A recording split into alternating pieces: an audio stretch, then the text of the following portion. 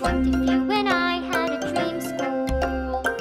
Ano kaya yun? Would it have dinosaurs like experiments? Little things that become big. What if we could suddenly see invisible things? Would it have a giant heart or a big, big brain? Or flies into outer space? May sagot sa ating mga tanong, pero tuturuan din tayo magtanong. Okay lang din magkamali, so that we learn so much more. Sa dream school natin, learning is never boring. So it's an adventure. How do we do that? What do we do with the power of science, art and imagination? All the wonders you will find in the mind is school. Tara na! Join us as we explore Mind is School. The coolest marketplace for science and art ideas, Step into amazing portals with us. where extraordinary, weird, and mind-blowing connections come to life.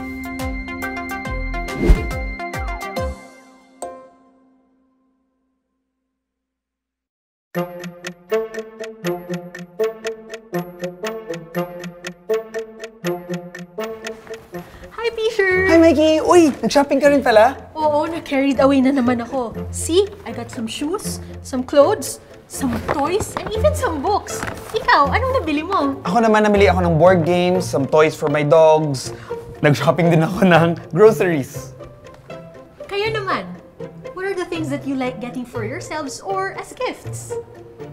I like to collect charms and flowers. Gusto kong bilhin para sa sarili ko ay rito. I like to receive Godzilla, dinosaurs, and Transformer toys. Gusto kong bigyan ng sleepers ang mga friends ko. Dahil nung pusukan pa, nakikita kong marami sa kanila ang sira yung sleepers. I like collecting toys. I collect toys like these. These are bear bricks from Medicom in Japan. This is my favorite set. I like doing arts and crafts. So gusto ko yung maraming art materials. Hindi ako mag-collect ng mga indoor house plants. Ganito yung kinokolekta ko kasi living in the city, wala akong garden. Urban gardening na lang. Ako mahilig sa books. Good morning, Fisher and Mikey. Kamusta kayo? Aba, nag-shopping ata kayo ah. Magandang araw din po sa inyo, Manong G. Yes, kaka-shopping lang namin. Mahilig din kami sa books. Got some here. Ito, I got your favorite. Uy, thank you ah. Pero, naisip nyo ba na kung pagsama-samahin lahat ng bagay na binili at ginawa ng tao, gaano kaya karami yun? O nga po, no? Hindi lang kami ni Mikey ang bumibili ng bagong mga bagay sa mundo. May ilang bilyong taong buhay ngayon sa mundo. At marami sa kanila, bumibili din ng iba't ibang mga bagay. Hindi lang yan.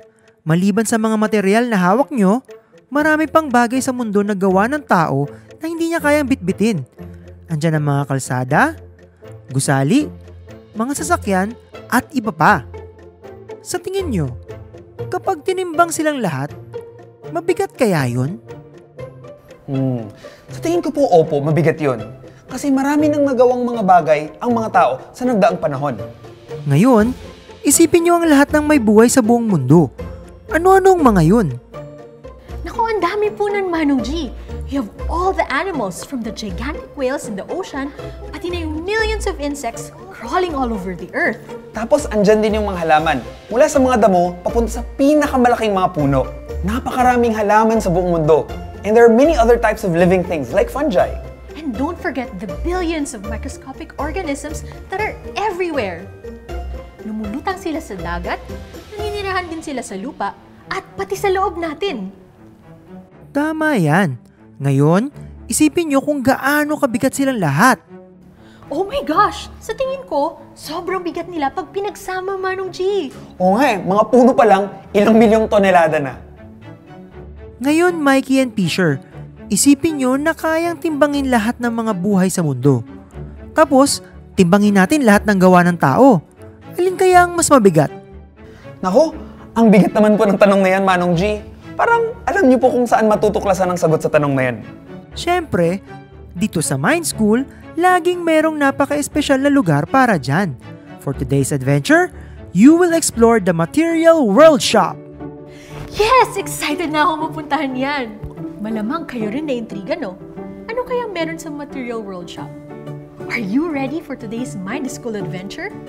Today we'll find the answers to the question, how do the scales tip the natural world or the human world? Handa na ba kayo for another mind-blowingly cool adventure? Handang-handa na po, Manong G. Okay, Mikey and Pisher, hold on to your mind blowers. Ito ang magdadala sa inyong adventure ngayong araw. Ready, Pisher? Ready, ready! OMG, Pisher! Ang sikip-sikip naman dito sa Material World Shop. May 3 sections pala dito. Tignan nyo. Plastics at iba pa, shining, shimmering, splendid things, at hard rock, etc. Ano naman kaya ang mga to? Tingnan natin isa-isa.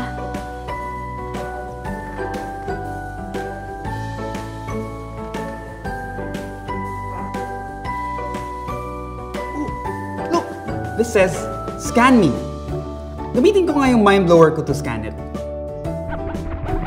Oh! This shelf represents the plastics, fabric, and other similar materials that we humans produce. For example, we humans produce more than 1 million tons of plastic every day. Gaano kaya kadami yun?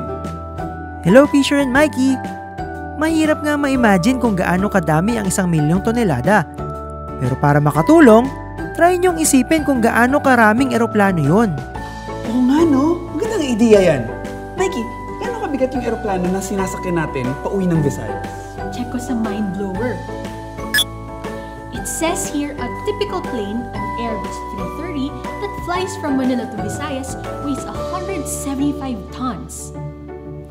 That's the weight of the plane alone. Wala pa yung fuel at yung mga tao on board. So if you divide 1 million by 175, that will be around 5,700! Grabe, ang daming plastics ang naggagawa nating mga tao kada araw. Mas mabigat pa sa halos 6,000 na eroplano. Ang dami no? Grabe! That's plastic waste that weighs around 1 airplane every 15 seconds! Kung mabigat ang lahat ng plastic sa mundo, mas mabigat pa lalo ang lahat ng bagay na gawa sa metal.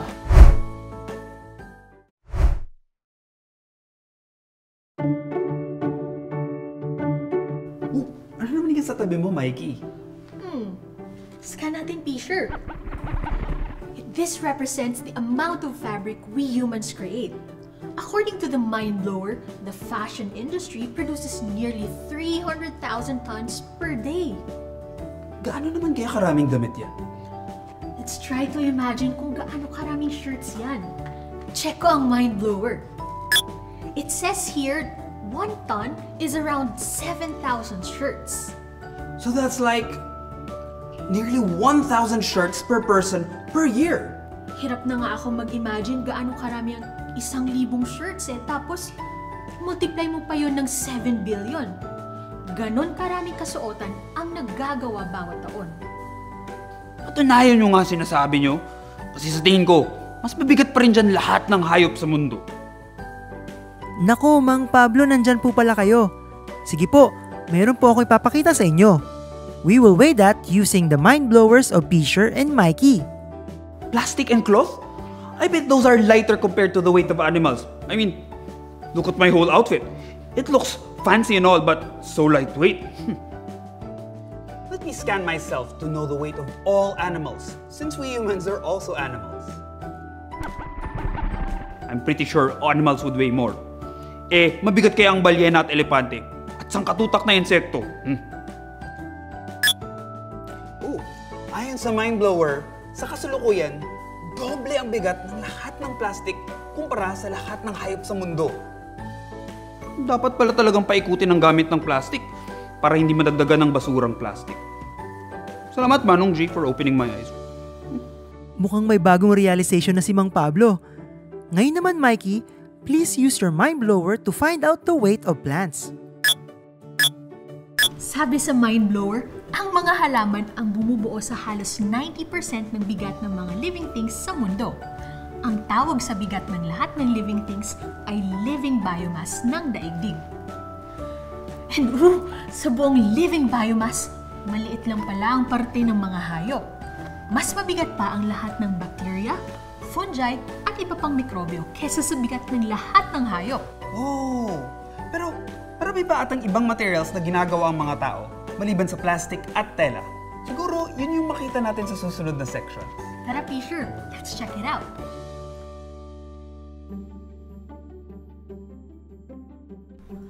Ang shiny nga dito! Check this out, Fisher. According to the mind blower, kung mabigat ang lahat ng plastic sa mundo, mas mabigat pa lalo ang lahat ng bagay na gawa sa metal. Kung sa bagay, masiksik o dense ang metals, kaya hindi kailangan malaki para maging mabigat. Ang dami pa nilang gamit. Dahil matibay ang mga metals, kagaya ng bakal, parati silang ginagamit sa paggawa ng mga tulay at gusali. Yup, ginagamit din sila sa paggawa ng mga sasakyan, tren, truck, at eroplano. At ang daming sasakyan sa buong mundo. Hindi nga nakapagtataka na mas mabigat ang lahat ng metal sa buong mundo kumpara sa lahat ng plastics at iba pa. Tapos naalala ko rin, Mikey, ginagamit din sila sa paggawa ng mga gadgets na ginagamit natin araw-araw. Kasama nila ang mga metalloids, mga materials na may katangian sa pagitan ng metals at non-metals. Whoa! Here's a fact that will blow your mind, Mikey. Ano yun, Fisher? Sa loob ng mga gadgets ay may mga parte na tinatawag na transistors. Gawa sila sa metals at metalloids. Ang dami ng transistors na nagagawa taon-taon ay ilang beses na mas madami kaysa sa naani na butil ng bigas. What? Eh yung bigas na kakain natin at nagdadagdag ng buhay. Oo nga, no? Na-curious tuloy ako sa laman ng susunod na section. Tara, Fisher, tingnan natin. Puro bato naman dito. Oo nga, siguro tungkol to sa semento. I think you mean concrete, Fisher. Cement is just one of the ingredients of concrete. Para kasi makagawa ng concrete, pinaghahalo ang semento, buhangin, bato, graba at tubig. Higit sa kalahati ng construction materials kagaya ng concrete, aspalto, at graba ay ginagamit sa paggawa ng kalsada. Pero tandaan nyo na ang mga bahay, opisina, ospital, eskwelahan, pati mga museums ay gawa din sa mga materyales na to. Dahil sa mga materials na to, napoprotektahan din ang mga nasa loob laban sa ulan at hangin, lalo na tuwing may bagyo. Dahil sa kanilang halaga, masusing pinag-aaralan ng mga engineer ang mga katangian ng materials na to para makagawa ng mga gusaling makabubuti sa buhay nating mga tao. Pati ibang construction materials katulad ng hollow blocks at bricks, pinag-aaralan din ng mga engineers. Pero curious talaga ako kung gaano kadaming concrete sa buong mundo. Sa mga kalsada pa lang, ang dami ng concrete. Tapos dagdag mo pa ang ibang mga materials na ginagamit sa paggawa ng mga kalsada katulad ng aspalto o asphalt. Parang naalala ko na sa sobrang daming kalsada sa buong mundo, kapag pinagdugtong-dugtong mo sila lahat, aabot sa buwan. Fisher, look, it's a rock. It says, "Scan me." Scan ko nga. Whoa! Anong sabi dyan? Prepare to have your mind blown again, Mikey. Kapag pinagdugtong-dugtong natin lahat ng kalsada sa buong mundo, lalagpas sila ng 64 million kilometers! What? So, saan naman naabot ang ganyan kahaba na kalsada? Kung layo ng Earth sa Moon ay 384,400 kilometers, yan ay more than 80 trips to the Moon and back. What? Oh my gosh, parang pwedeng mag-drive papunta sa moon every week. Pero naisip ko lang, Mikey, gaano kaya kabigat ang lahat ng materials na nakita natin? Tara, Fisher, timbangin natin ang mga gamit by syncing our mind blowers. Hala, humahabol na ang bigat ng lahat ng gawa ng tao kumpara sa lahat ng living things. Ganun na nga, Fisher and Mikey. Ayon sa isang pag-aaral, noong taong 2020 naging pantay ang bigat ng living biomass at bigat ng gawa ng tao. At dahil sa dami ng bagong nagagawang materyales bawat taon, bumibigat na ang mga gawa ng tao kumpara sa lahat ng living things. Kung makakahabol ang bigat ng mga man-made materials sa bigat ng mga living things, anong ibig sabihin nito para sa ating lahat? Merong clues dyan sa tanong mo, Mikey. Punta kayo dun sa likod ng Material World Shop. May likod ba ang shop? Sa dami ng nagagawa nating plastic waste, lalagpasan na ng plastic sa dagat, ang dami ng isda.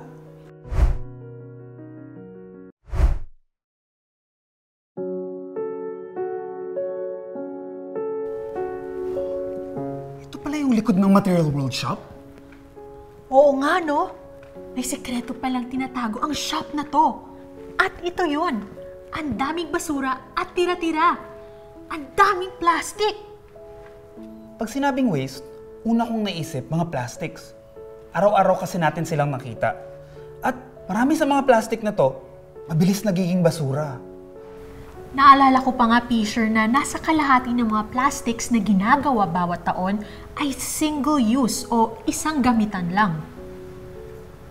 Tapos biruin mo yun, minsan ilang minuto lang ang gamit ng single-use plastics. Pero tatagal sila ng ilang daang taon na hindi nabubulok.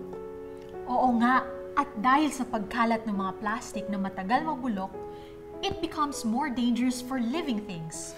At hindi doon nagtatapos ang problema sa plastic na nakikita natin. Kasi pati ang mga maliliit na piraso ng microplastics, nagiging problema din para sa living things. Oh wow! Check this out, Mikey! Ang bigat ng plastic waste natin ay singbigat na ng kalahati ng population ng buong mundo. Sa dami ng nagagawa nating plastic waste, lalagpasan na ng plastic sa dagat, ang dami ng isda. Nakakabahala isipin, no? Napaisip tuloy ako sa mga bagong binili naming gamit kanina. Ako din. Ngayon, iisipin ko na talaga kung kailangan ng isang bagay bago ko ito bilhin. Maliban sa pagbago natin sa ating sarili, dapat din ay palaganap natin ang mensahe na bawasan ang paggamit ng plastic. Sabihin nyo sa inyong mga kakilala, ang inyong local government, pati na ang mga kumpanya na maghanap ng alternatibo sa single-use plastics. Paano naman kaya ang ibang materials? Oh wow! According to some estimates, nearly 60% of all clothing produced ends up in the incinerators and landfills within just 1 year of being made. That's so much waste! And get this, all that waste is the equivalent of one garbage truck full of clothes being dumped or burnt in a landfill every second. Pero hindi lang yan ang problema na dulot ng mga damit natin. Maraming klase din ng tela ay binubuo ng microfibers na matagal din mabulok. At kapag nilaban ng mga damit, ang mga microfibers na to ay napupunta sa mga ilog at dagat kung saan pwedeng makapinsala ng mga aquatic life forms. Ganyan pala ang epekto ng fast fashion at parating pagbili ng bagong damit, no? Oo nga. Simula ngayon, susulitin ko na talaga ang mga damit ko. Tapos, kung hindi na sila kasya, imbis na itapon, idodonate ko sila sa mga grupo na tumatanggap. Ako rin, Fisher. That way, mas magiging madalang ang ating pagbili ng bago at pagtapon ng lumang damit. Tapos, di ba Mikey, mahilig ka sa ukay-ukay? Ay, oo, Fisher. Ang dami kong good finds sa ukay. Ako nga din. Ito nga ukay. Magagandang mga damit na pinaglumaan ng iba, imbis na itapon kaagad at sunugin, mabibigyan natin ng pangalawang buhay. Kamusta naman kaya sa gadgets, Fisher? Oh, look! Oh, this represents electronic waste o yung tinatawag na e-waste. Scan ko nga gamit ang mind blower. Oh, it says here that a vast majority of e-waste is not recycled. Oo nga. And according to my mind blower, only 20% is recycled properly. Around 4% is dumped in the garbage, and a lot are recycled under poor environmental and human health conditions. Oh, so pati pala sa recycling, pwede magkaroon ng negatibong epekto sa kalikasan? Tama, Mikey at Fisher. Kaya nga sa mga R, reduce, refuse, reuse, repair at recycle, panghuli talaga ang recycling. Mahalaga ito at dapat gawin kung maaari. Pero hindi ito kapalit ng pagbawas natin sa ating konsumo. Kailangan pala talaga nating bawasan ang ating konsumo, no? Pero paano para sa mga materials na kailangan natin, kagaya ng concrete? Diyan kami pumapasok ng mga engineers. Napakahalaga ng material ang concrete at iba pa. But engineers can come up with new materials na hindi nakakasira ng balanse ng buhay. Example nito ang mga eco bricks. Ang galing! Yung mga basura, imbis na nasa landfill, nagiging filler ng bricks. Gamit ang human ingenuity, makakahanap din tayo ng mga alternatibong materials para sa construction. Katulad ng bamboo, it's fast-growing and pliant. It bends with the wind. Bakit kawayan? Diba, mas matibay ang concrete? Oo, malakas ang concrete, Mang Pablo, pero malaki lang ang impact nito sa mundo. Dahil sa sobrang paggamit nito sa mga buildings at sa bahay natin, umiinit ang ating mundo at lumalala ang climate crisis. That's why we have to look for better ways and better materials to build a better future. Bamboo is the best example. It's light, it's flexible, and it's strong. It takes less energy to produce and use. It can be found in many parts of the world abundantly, like the Philippines. Remember, building light and recycling, like using old wood and steel, are the best ways to build sustainably. Let us not forget the single-use masks and PPEs from the ongoing pandemic. Countries around the world have reported more than 300% increase in medical plastic waste in response to the COVID-19 pandemic.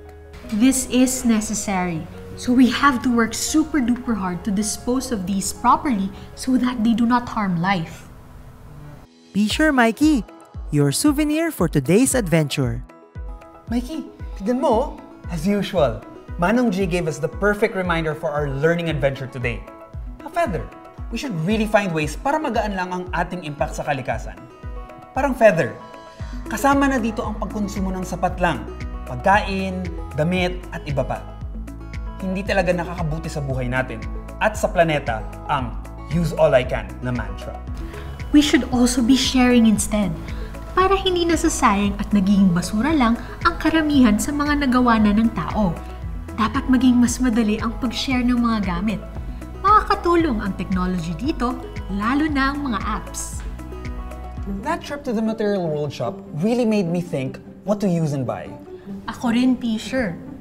Sana kayo rin. This is a living planet, and we cannot afford to go on with the old ways of using and wasting so much because we will end up with a dying planet. Ang galing no, Mikey. Every Mind is Cool adventure really makes us see the world in a very different way. Join us again next time for another mind-blowingly cool adventure dito sa Mind is Cool, where learning Leads to a better normal.